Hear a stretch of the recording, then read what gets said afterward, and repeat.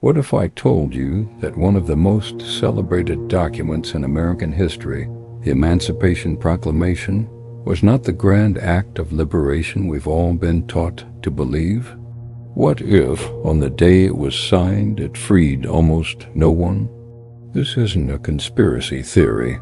This is the hidden, complex, and often misunderstood story of a document that changed the course of history, but not in the way you think. Imagine the scene, January 1st, 1863. The Civil War is raging, tearing the United States apart. In the White House, President Abraham Lincoln, the man we know as the great emancipator, puts his signature on a document that will echo through the ages. The news spreads like wildfire. In the North, there are celebrations. Abolitionists rejoice. But in the slave-holding South, something strange is happening. Or rather, nothing is happening. For millions of enslaved people, the chains remain. The back-breaking labor continues. The sunrise on January 2nd looks exactly the same as the day before. Why? To understand this, we need to rewind. The Civil War wasn't initially a war to end slavery. For Lincoln, the primary goal was to preserve the Union. He famously wrote, "If I could save the Union without freeing any slave, I would do it. And if I could save it by freeing all the slaves, I would do it." The war was about stopping the southern states from seceding, from breaking the country in two. But as the conflict dragged on, the moral and strategic importance of slavery became impossible to ignore. The Confederacy was heavily reliant on enslaved labor. They worked the fields, built fortifications, and supported the war effort, freeing up more white men to fight. The Union needed a way to cripple this war machine. And so the idea of emancipation shifted from a purely moral issue to a powerful military strategy. This is the crucial context.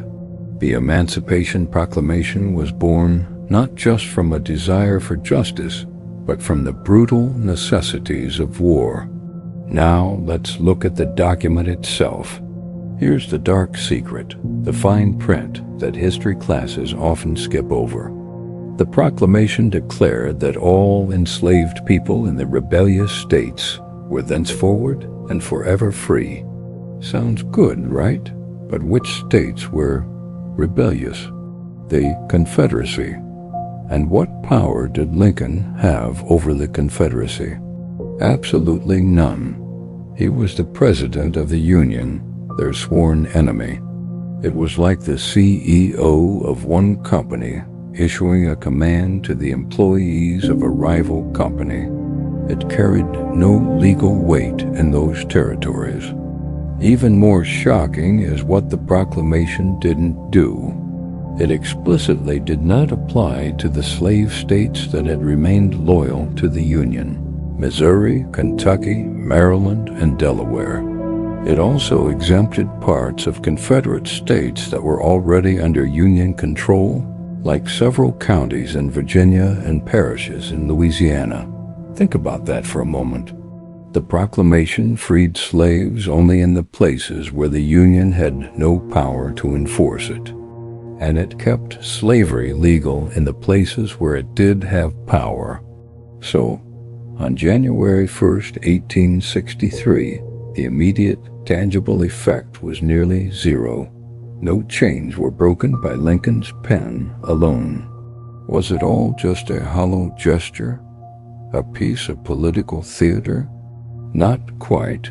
And this is where the story gets even more interesting. The proclamation wasn't just a legal document. It was a weapon. It fundamentally changed the purpose of the war. From that day forward, the Union Army was not just fighting to preserve a nation. It was marching as an army of liberation.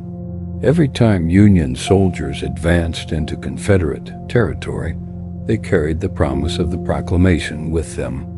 As they captured cities and plantations, the words on that paper became reality. Enslaved people, hearing of the proclamation through secret networks and whispers on the wind, began to take freedom into their own hands. They fled their enslavers by the tens of thousands, flocking to Union lines seeking refuge and the chance to fight. The proclamation gave them legal standing to do so. It was a signal, a beacon of hope that empowered them to seize their own liberty. Furthermore, the proclamation had a massive international impact.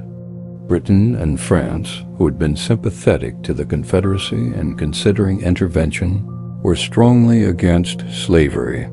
By officially reframing the war as a fight for freedom, Lincoln made it politically impossible for these European powers to support a slave-holding rebellion. It was a brilliant diplomatic move that isolated the South on the world stage. And perhaps most transformational of all, the Emancipation Proclamation authorized the enlistment of black men into the Union Army and Navy. This was a game changer. Nearly 200,000 black soldiers and sailors would go on to fight for the Union. They fought with incredible bravery and determination, proving their valor at battles like Fort Wagner and the Battle of the Crater. They were no longer just fighting for a country that had enslaved them. They were fighting for their own freedom and the freedom of their families. Their contribution was critical to the Union victory. So while the proclamation itself didn't immediately free the enslaved, it set in motion an unstoppable chain of events that did. It was the crucial turning point that transformed a political conflict into a moral crusade. It armed the Union with a powerful new purpose and a powerful new force of soldiers. The true liberation came not from the stroke of a pen in a distant capital, but from the march of armies, the courage of individuals fleeing bondage, and the blood shed by black soldiers on the battlefield. The story of emancipation didn't end there, of course. The legal and final abolition of slavery across the entire nation would not come until the ratification of the 13th Amendment in December 1865, months after the war had ended and Lincoln was assassinated.